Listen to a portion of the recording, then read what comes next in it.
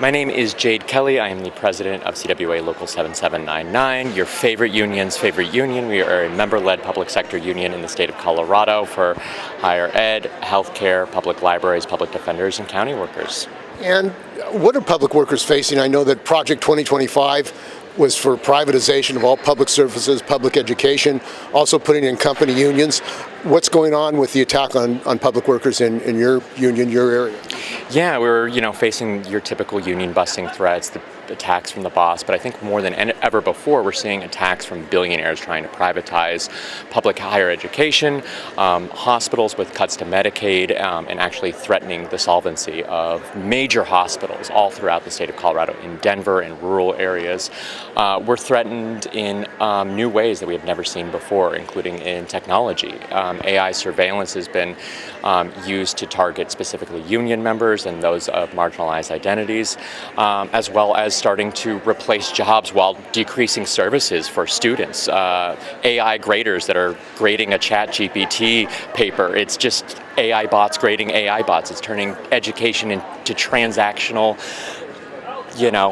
exchanges of money between rich kids to mostly now Silicon Valley bros. It's getting to a really dark place where we see billionaires taking over every section of our life. And this whole situation of the fascism, techno-fascism, Musk and these people, they want to eliminate workers and have a society they run, they control. Are you concerned about that?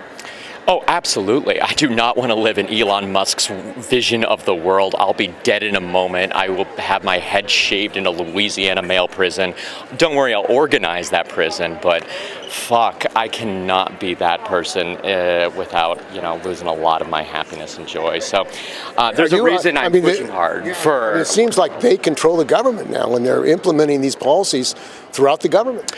I think it's even different than that. I think we see corporations stronger than governments. They're multinational corporations. Anytime they want to evade the laws, anytime they want to avoid taxes, anytime they want to avoid any sort of accountability, they can rewrite the laws, ignore the laws, skirt around it, and they will continue winning unless we organize our labor, withhold our labor, and build solidarity strong enough to take them down. And I know there's a technology committee, AI committee. What should unions do about it? Because the employers want a free hand to implement this technology without any education, understanding, protection of the workers and the public.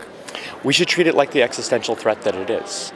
We've seen in this country many times where Congress, where corporations have targeted, killed, murdered, assassinated union members. This has a huge potential not only to replace jobs, but to really crush unions in a way that has not been done in such a systemic way before. And so everything from surveillance, from algorithmic discrimination to tracking, we should treat it like the threat it is. Workers who design and code all of tech should govern it too and have a say in how it is used. But the people who own it, the capitalists, basically say we want to control it. You have no right to say that. And they're saying that you're interfering with our control of this. I mean, in this country, unlike Sweden, for example, when new technology is introduced in the workplace, they pretty much have a free hand, regardless of the cost, like carpal tunnel syndrome from scanners was introduced. Millions of people got injured as a result of that. I mean, you see a great injury to workers if this technology is not controlled? Absolutely. I see our livelihoods continuing to shrink. And let's be honest, we've seen a full declaration of war on the working class. We've seen everything from SNAP and food literally taken off the table, our healthcare taken away by the tens of millions with Medicaid cuts. We've seen public sector being defunded and privatized. They are going after the things that keep us from revolting.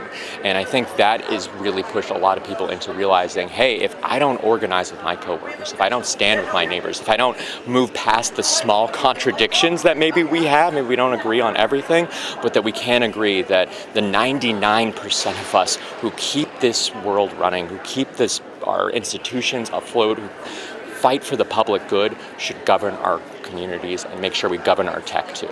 Can we do that with the Democrats? Because the Democrats are controlled by the billionaires. In California, where I'm from, Newsom is leading the way to bring in these tech companies, deregulating the introduction. I mean, it seems like workers are politically angry about what's going on. They don't feel that they have a political representative. I'll be blunt, we can't do this with laws. We have to do this with organized power and organized labor. We need to make sure that we hold these corporations, these oligarchs accountable, and the only way to do that is by organizing our labor. They will dodge laws. They will move to other countries. They will move past algorithmic discrimination laws. They will surveil you no matter what. They will discriminate you. They will union bust. They do not care what is on the books. So no, the Democrats can't save us. The laws can't save us. They're not just. We need to make sure that we organize people across code CWA, in Alphabet, in Microsoft, in Qualcomm, in NVIDIA. We make sure that we organize workers across the world, stand in solidarity, and shut this shit down. And there was a call at the conference to deal with fascism, to deal with the threats to our democratic rights, to our worker rights, yet there's no call for any kind of national action, 1 million workers in Washington. I mean, it seems like the mass of working people need to have some action together so that we can say, look, you're not going to get away with this. It's a missed opportunity for sure, especially here at the CWA National Convention. Hoping that we can still bring a AI resolution to the floor. I know there's some appetite, especially from some of our folks in Code CWA and myself here in the public sector, but it should be from every single worker, regardless if you are in the trades, regardless if you're in the news guild. Automating construction workers, tech in construction. We're all at risk, in literally the good of our community. And let's be clear, the people who are coming from us are tech bros. They are tech. These are our enemies. It is no longer the oil barons of the world. There is definitely some diversity in their stock portfolios, don't get me wrong, but these are our enemies, and we should recognize who our enemies are, and they are your Elon Musk, they are your Mark Zuckerbergs, they have names, they are your Peter Thiel, right? They are the folks who are controlling how we communicate, how we learn information, and that's who's coming for our jobs and coming for our union. And education, how they're trying to get rid of teachers and really put computers in front of students, in fact, instead of teachers. Absolutely. You're seeing a reduction in staffing and using just really terrible bots to replace it and not caring about the service. I think that's what I've seen happen more and more, both in education, where we've seen one professor teach a class size of 600 with no TAs, and they say, well, use a AI grading bot in order to, make up the difference. It'll be fine. It's the same.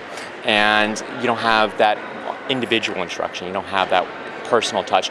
You don't have the curiosity that you have with like a 10, 20 person class size of where they used to be.